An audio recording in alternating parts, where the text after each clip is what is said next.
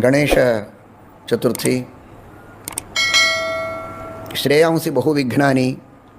ಶುಭ ಕಾರ್ಯಗಳಿಗೆ ವಿಘ್ನಗಳು ಜಾಸ್ತಿ. ಕೆಟ್ಟ ಕೆಲಸ ಮಾಡಿದೇಬೇಕು ಅಂತ ಹೊರಟ್ರೆ ವಿಘ್ನ ಬರೋದೇ ಇಲ್ಲ, ಬೇಗ ಆಗಿಬಿಡುತ್ತೆ. ಶುಭ ಕಾರ್ಯಗಳನ್ನು ಮಾಡಬೇಕು ಅಂದರೆ ಹೆಜ್ಜೆ ಹೆಜ್ಜೆಗೆ ವಿಘ್ನಗಳು ಬರುತ್ತೆ. ಆ ತರಹದ ವಿಘ್ನಗಳನ್ನೆಲ್ಲ ಪರಿಹಾರ ಮಾಡುವುದಕ್ಕೆ ನಮ್ಮಪ್ಪ ಪರಮಾತ್ಮ ಗಣನಾಯಕನನ್ನು, ವಿಘ್ನೇಶನನ್ನು ಈ ಕಾರ್ಯಕ್ಕಾಗಿಯೇ ಕೂಡಿಸಿದ್ದಾನೆ. ಭಕ್ತರು ಸಜ್ಜನರು ಮಾಡುವ ಸತ್ಕಾರ್ಯಗಳಿಗೆ ಬರುವ ವಿಘ್ನಗಳನ್ನು ಪರಿಹಾರ ಮಾಡಿ ಅವರಿಂದ ಸಾಧನೆಯನ್ನು ಮಾಡಿಸು. ನಿನ್ನ ಆರಾಧನೆಯನ್ನು ಯಾರು ಮಾಡುತ್ತಾರೆ, ನಿನ್ನ ಪೂಜೆ, ನಿನ್ನಲ್ಲಿ ಅಂತರ್ಯಾಮಿಯಾದಂತಹ ಭಾರತೀಯರಮಣ ಮುಖ್ಯ ಪ್ರಾಣ ಅಂತರ್ಗತ ವಿಶ್ವಂಭರ ನಾಮಕನಾದ ಪರಮಾತ್ಮ, ವಿಶ್ವಂಭರ ನಾಮಕ ಪರಮಾತ್ಮನಿಗೆ 19 ಮುಖಗಳು, ಜಾಗ್ರದ ಅವಸ್ಥೆಗೆ ಪ್ರೇರಕನಾದಂತಹ ಸ್ವಾಮಿ. ನಾವೆಲ್ಲ ಜಾಗ್ರದ ಅವಸ್ಥೆಯಲ್ಲಿ ಮಾಡುವ ಸಕಲ ಕಾರ್ಯಗಳನ್ನು ಮಾಡಿಸುವಂತಹ ಸ್ವಾಮಿ. ಒಬ್ಬರೇ ಇಬ್ಬರೇ ಅನಂತ ಅನಂತ ಜೀವರಾಶಿಗಳು, ಬ್ರಹ್ಮದೇವರನ್ನು ಆರಂಭ ಮಾಡಿಕೊಂಡು ಎಲ್ಲ ಚೇತನರಲ್ಲಿಯೂ ಜಾಗ್ರದ ಅವಸ್ಥೆಯನ್ನು ಪ್ರೇರಣೆ ಮಾಡತಕ್ಕಂತಹ ವಿಶ್ವನಾಮಕನಾದ ಪರಮಾತ್ಮ, ಮಧ್ಯದಲ್ಲಿ ಗಜಮುಖ, ಈಚೆಗೆ ಆಚೆಗೆ 9 ಪುರುಷ ಮುಖಗಳು, ಅಂತಹ 19 ಮುಖಗಳಿಂದ ಕೂಡಿದಂತಹ ಆ ವಿಶ್ವಂಭರ ನಾಮಕ ಪರಮಾತ್ಮ, ಅವನ ಆ ಮಧ್ಯದಲ್ಲಿರುವ ಗಜ ರೂಪವನ್ನು ಧ್ಯಾನ ಮಾಡಿದ್ದಕ್ಕಾಗಿಯೇ ಧ್ಯಾನಾದೈ ಗಜವಕ್ತ್ರತಾಂ, ಅಂತಹ ಗಜಮುಖವನ್ನು ಪಡೆದವನು ಗಣೇಶ. ಆ ವಿಶ್ವನಾಮಕ ಪರಮಾತ್ಮನ ಉಪಾಸನೆಯನ್ನು ಮಾಡಿದ್ದಕ್ಕೆ, ಅಂತಹ ವಿಶ್ವಂಭರ ನಾಮಕ ಪರಮಾತ್ಮನ ಉಪಾಸನೆಯಿಂದ ಗಜಮುಖವನ್ನು ಪಡೆದಂತಹ ಸಕಲ ಸಜ್ಜನರ ವಿಘ್ನಗಳನ್ನು ಪರಿಹಾರ ಮಾಡುವಂತಹ, ಸಕಲ ಸಜ್ಜನರ ವಿಘ್ನಗಳನ್ನು ಪರಿಹಾರ ಮಾಡುವ ಈ ಪವಿತ್ರ ಕಾರ್ಯವನ್ನು ಮಾಡಿ ಪರಮಾತ್ಮನ ಅತ್ಯಂತ ಪ್ರೀತಿಯನ್ನು ಸಂಪಾದನೆ ಮಾಡಿ ದೇವರ ಪುತ್ರನಾಗಿ ಚಾರುದೇಷ್ಣನಾಗಿ ಅವತಾರ ಮಾಡಿದಂತಹ ಮಹಾನುಭಾವ ಗಣಪತಿ. ಆಕಾಶ ತತ್ವಕ್ಕೆ ಅಭಿಮಾನಿ ದೇವತೆ, ಭೂತಾಕಾಶಕ್ಕೆ ಅಭಿಮಾನಿ ದೇವತೆ. ಎಂತಹ ದೊಡ್ಡದಾದ ತತ್ವ. ಅಂತಹ ಭೂತಾಕಾಶ ತತ್ವ, ಪಂಚಮಹಾಭೂತಗಳಿಲ್ಲದೆ ಯಾವ ವಸ್ತುವಿನ ನಿರ್ಮಾಣವೂ ಆಗುವುದಿಲ್ಲ. ಆ ಪಂಚಮಹಾಭೂತಗಳಲ್ಲಿ ಹಿರಿದಾದ ತತ್ವ ಭೂತಾಕಾಶ. ಭೂತಾಕಾಶಕ್ಕೆ ಅಭಿಮಾನಿಯಾಗಿದ್ದ ಗಣಪತಿಯ ಅವಶ್ಯಕತೆ ಎಲ್ಲ ಪದಾರ್ಥಗಳ ನಿರ್ಮಾಣದಲ್ಲಿದೆ. ಪಾಂಚಭೌತಿಕವಾದ ಎಲ್ಲ ವಸ್ತುಗಳ ನಿರ್ಮಾಣದಲ್ಲಿಯೂ ಆ ಗಣಪತಿಯ ಒಂದು ವಿಶೇಷವಾದ ಉಪಕಾರ ಇದೆ ಅಂತನ್ನುವುದನ್ನು ಭಾವಿಸಿ, ನಡೆಯುವಾಗ ಕಲ್ಲು, ಕಬ್ಬಿಣ, ಗಿಡ ಅಡ್ಡಿಯಾಗ್ತವೆ, ಪಾರ್ಥಿವ ವಸ್ತುಗಳು. ನೀರು ಅಡ್ಡಿಯಾದೀತು, ಜೋರಾಗಿ ಬೀಸುವ ಗಾಳಿ, ಬೆಂಕಿ ನಮಗೆ ಅಡ್ಡಿಯಾದೀತು. ಆಕಾಶ ಎಂದೂ ಯಾರಿಗೆ ಅಡ್ಡಿ ಆತಂಕ ಮಾಡುವುದಲ್ಲ.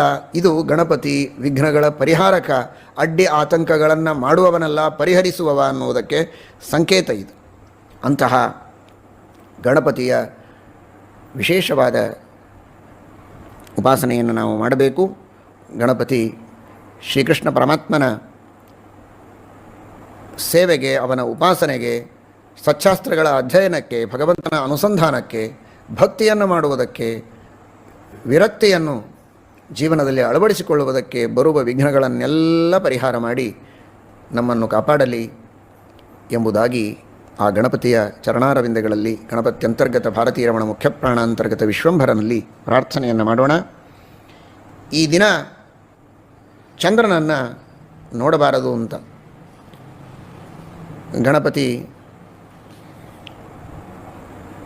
ಚಂದ್ರನಿಗೆ ಶಾಪವನ್ನು ಕೊಟ್ಟಿದ್ದಾನೆ. ಯಾರು ನಿನಗೆ ರೂಪದ ಸೌಂದರ್ಯದ ಮದ ಇದೆ, ಅದರಿಂದ ನನ್ನನ್ನು ತಿರಸ್ಕಾರ ಮಾಡಿದ್ದರಿಂದ, ನನ್ನನ್ನು ನೋಡಿ ಅಪಹಾಸ ಮಾಡಿದ್ದರಿಂದ ಯಾರು ನಿನ್ನನ್ನು ನೋಡುತ್ತಾರೋ ಅವರಿಗೆ ಅಪವಾದಗಳು ಬರಲಿ ಅಂತ.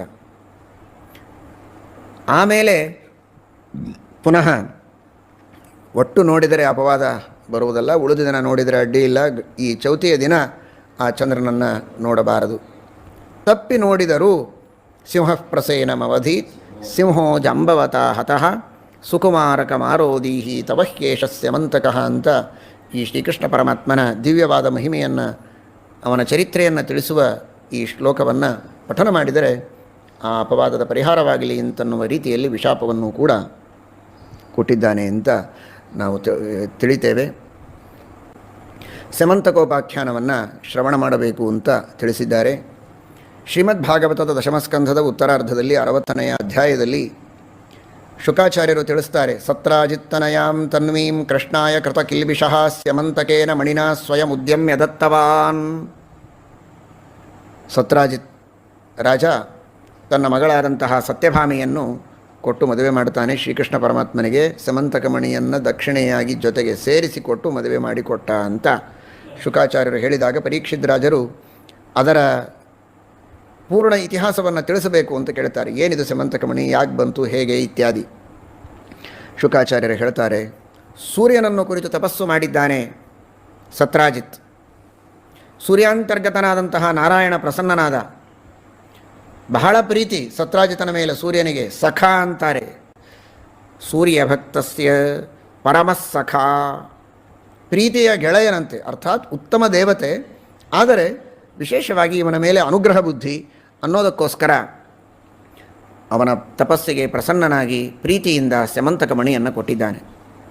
ಆ ಸ್ಯಮಂತಕ ಮಣಿಯನ್ನು ಧಾರಣೆ ಮಾಡಿಕೊಂಡು ಇವನು ಕೆಳಗೆ ಬರ್ತಾ ಇದ್ದರೆ ಸೂರ್ಯನೇ ಬಂದನೋ ಅನ್ನುವ ರೀತಿಯಲ್ಲಿ ಎಲ್ಲರಿಗೂ ಅನಿಸಿದೆ. ಕೃಷ್ಣನಿಗೆ ಬಂದು ಸುದ್ದಿ ಹೇಳಿದ್ದಾರೆ.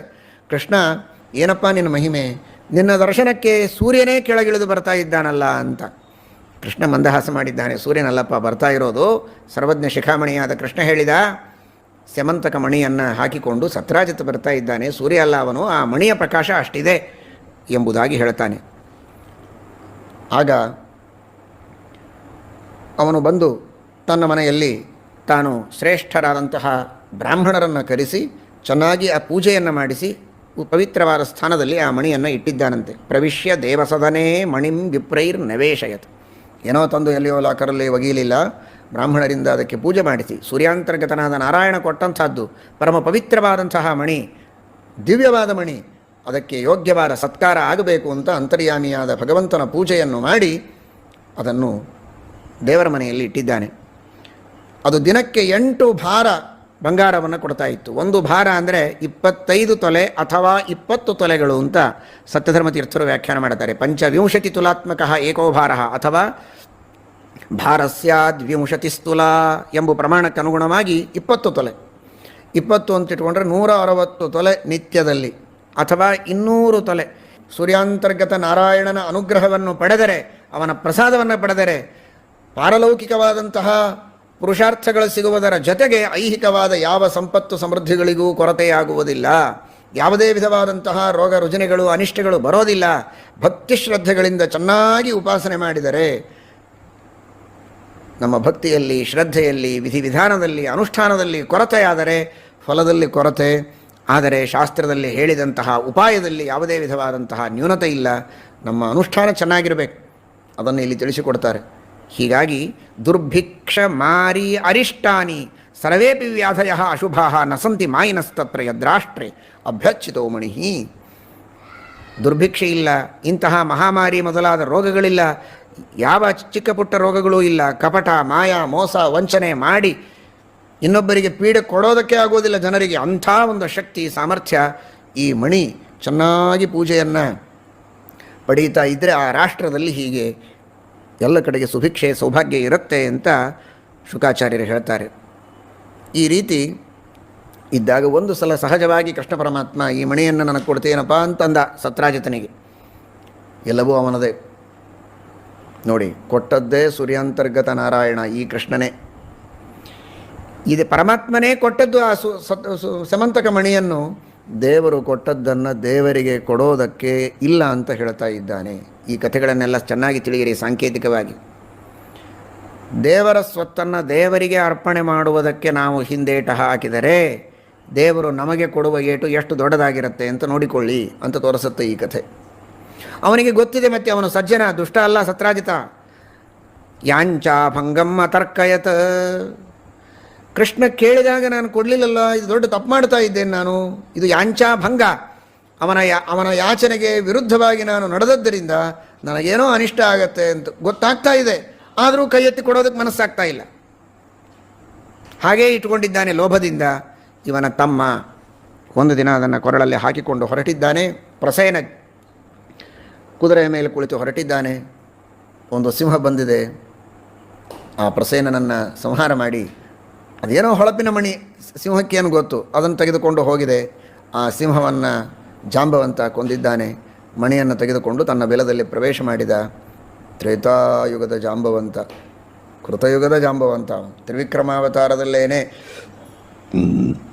ತ್ರಿವಿಕ್ರಮ ರೂಪಿಯಾದಂತಹ ಪರಮಾತ್ಮ ತನ್ನ ಒಂದು ಪಾದದಿಂದ ಕೆಳಗಿನ ಲೋಕಗಳನ್ನು, ಎರಡನೆಯ ಪಾದದಿಂದ ಮೇಲನೆಯ ಎಲ್ಲ ಲೋಕಗಳನ್ನು ವ್ಯಾಪಿಸಿ, ಮೂರನೆಯ ಪಾದವನ್ನು ಬಲಿಚಕ್ರವರ್ತಿಯ ತಲೆಯ ಮೇಲಿಟ್ಟು ಇಡೀ ಜಗತ್ತಿನಲ್ಲಿ ವ್ಯಾಪ್ತನಾಗಿ ನಿಂತಾಗ ಅವನ ಕೀರ್ತಿಯ ವಾರ್ತೆಯನ್ನು ಜಗತ್ತಿನಲ್ಲೆಲ್ಲ ಹರಡಿ ಆ ಭಗವಂತನ ಗುಣಗಾನವನ್ನು ಮಾಡಿ ದೊಡ್ಡ ಸೇವೆಯನ್ನು ಮಾಡಬೇಕು ಅಂತ ಹಾರಾಡಿದ ವ್ಯಕ್ತಿ ಈ ಜಾಂಬವಂತ.